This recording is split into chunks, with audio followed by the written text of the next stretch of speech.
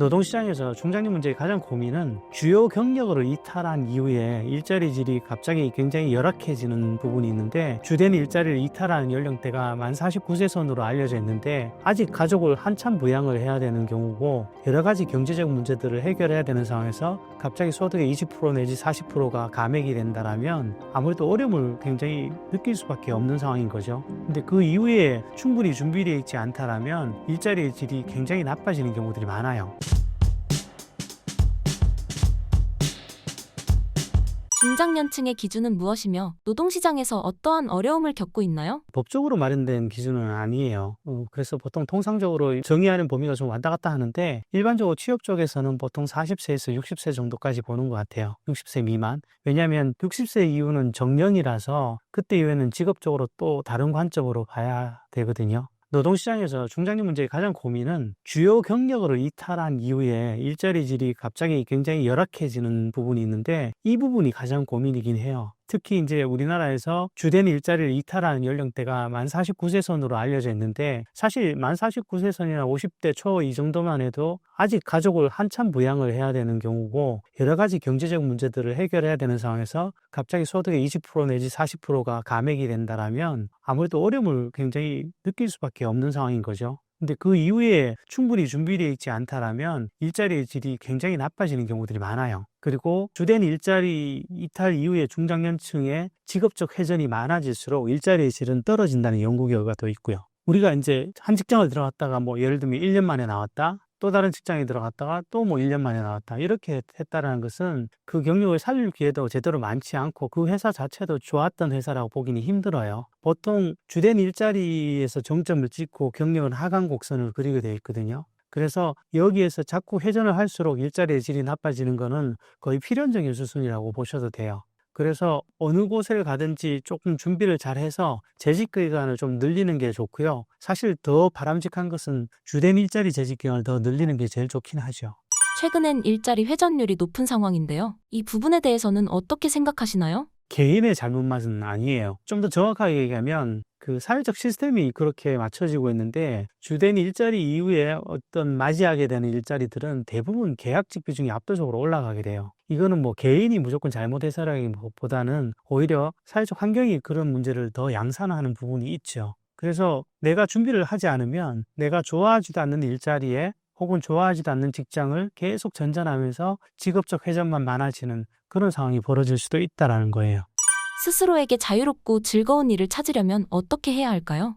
직업에 있어서 자신을 이해한다는 것은 굉장히 중요한 문제인데, 사실 우리는 이런 부분에 대해서 깊이 들여다보지 않죠. 생각해보면 우리가 첫 직장을 선택했을 때도 이것을 반드시 해야 되겠다라고 선택한 분도 있으시긴 하겠으나, 굉장히 많은 경우를 보면 하필 그때 그 타이밍에 그 일자리가 나와서 그 분야로 들어왔고, 그 분야에서 일을 하다 보니 경력이란 게 쌓였고, 그 경력을 인정받으려면 또 딴 영역으로 넘어갈 수 없으니 계속 이어온 것일 텐데, 그러다 보면 개인의 취향이란 것은 다 묻히게 되거든요. 내가 뭘 잘하는지 뭘 좋아하는지. 그래서 그 이후에라도 어떤 그런 것들에 대한 생각을 좀 정리할 수 있다라면, 쉽게 얘기해서 보통 저희 업계에서는 이런 것에 대해서 본인이 강점이 무엇이고 흥미가 어떤 것이고 또 직업적 가치를 무엇을 가장 우선시하느냐, 이런 것들을 보게 되는데, 이것들이 잘 맞으면 똑같은 시간을 공부해도 훨씬 빠르게 배우고요. 똑같은 시간을 들여서 일을 해도 성과가 좋죠. 그리고 무엇보다도 견디는 힘이 강해요. 어려운 상황에서. 이런 것들이 잘 맞는 일은 그래서 개인에게 훨씬 나은 성과로 돌아올 가능성이 높다라는 거죠. 이분들이 퇴직 전 반드시 준비하면 좋을 것은 무엇이 있을까요? 이거 회사에서는 안 좋아할 것 같긴 한데요. 좀 극단적으로 얘기하면 무조건 재직 중에 다음 수순에 대한 준비를 하셔야 돼요. 거기서 완전히 일자리를 그만두고 나와서 뭘 준비한다는 것은 의미 있는 준비를 하기 힘들고요. 적어도 재직 중에 어떤 방향으로 갈 것인지, 내가 기존에 일했던 방향으로 갈 것 같으면 그에 맞춰서 경력 관리를 충분히 하고 있는지를 점검을 해봐야 되는 거죠. 그런데 내가 퇴직 이후에는 이쪽 분야는 전혀 보고 싶지 않고 새로운 쪽을 하겠다, 그러면 그 역시 처음부터 윗바닥에서 최저임금으로 뭘 할 게 아니라면 나오기 전에 어떤 준비를 만들고 나와야 되는 거죠. 가장 간단한 예로 말씀드릴 수 있는 것이 자격증 취득 같은 거죠. 사실은 제 주변에서 그런 케이스를 좀 많이 보는데, 제 주변에서 함께 모임을 했던 분 중에 본인이 책을 워낙 좋아하셔서 출판사를 차리고 싶다라고 하시는 분이 계셨었어요. 근데 이분은 퇴직 전에 미리 출판 관련 인터넷 모임에 참여하셔서 활동을 하시면서 그런 영역에 대한 노하우를 학습해 나갔었죠.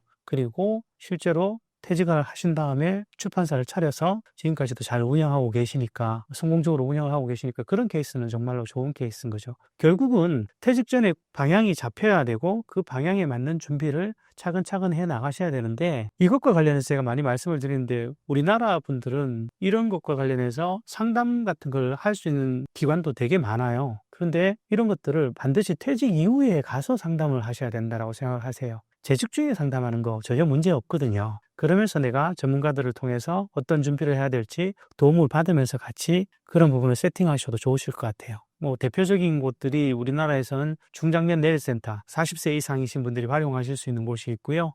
그 외에도 가까운 지역 일자리 센터 같은 곳들도 있고, 여성분들이시면 여성 새로 일하기 센터 같은 곳도 있고, 그래서 굉장히 다양한 곳에서 활용을 할 수 있거든요. 예를 들면 저 역시도 그런 곳에서 지금 의뢰를 받아서 여성 경력 개발 상담을 진행하기도 해서, 본인이 원하신다라면 그런 기회들은 얼마든지 만드실 수 있어요. 퇴직 후 유튜브를 희망하시는 분들이 많은데 이에 대해서 어떻게 생각하시나요? 하실 수 있죠. 하실 수 있는데, 저 역시 최근에 유튜브를 시작했지만 그런 생각을 좀 해요. 유튜브를 잘할 분들은 기질적으로 좀 보인다 싶기도 해요. 본인이 직접 출연해서 뭘 하실 거면 본인이 이야기하는 것이 스스로 굉장히 재밌어야 된다라는 생각을 좀 할 때가 있어요. 그런 부분들이 있어야 되고, 또 그것과 함께 본인이 꾸준하게 얘기할 수 있는 콘텐츠 같은 게 있어야 되는데, 이런 것들을 어떻게 맞출 건지는 좀 고민을 충분히 해봐야 되는 사안이죠.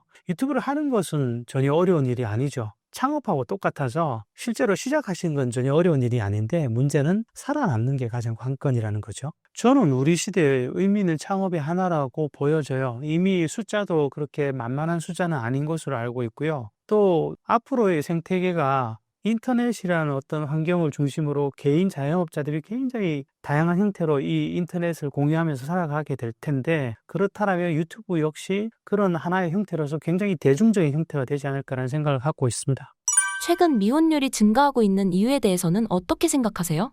대표적으로 떠오르는 건 한 두 가지인 것 같아요. 첫 번째는 일단 기본적으로 생각들 자체가 변한 것 같아요. 결혼은 반드시 해야 되는 것, 뭐 이런 생각들을 하시지는 않는 것 같고요. 특히 아직도 남아있는 그 기존의 성 역할에 대해서 젊은 남녀가 다 양쪽에서 어느 정도 부담을 느끼는 것 같기도 해요. 그리고 무엇보다도 지금처럼 돈이 중요해지는 사회에서는, 저도 결혼을 하고 아이를 키웠지만 그런 생각이 들 때가 있었어요. 자식을 키우는 것처럼 비경제적인 활동이 또 있을까? 그런 생각을 했던 적이 있는데, 그런 측면에서 사람들은 결혼을 반드시 해야 된다고 생각하지는 않는 것 같아요. 일본의 예를 보면, 제가 알기로 일본의 도쿄에서 생활하는 남녀의 생애 미혼율이 32%, 24% 정도 되는 것으로 알고 있어요. 우리나라는 10% 정도 낮은 것으로 알고 있는데, 서울을 기준으로 하면 뭐 도쿄에 비해서 한 10% 정도 낮지 않을까?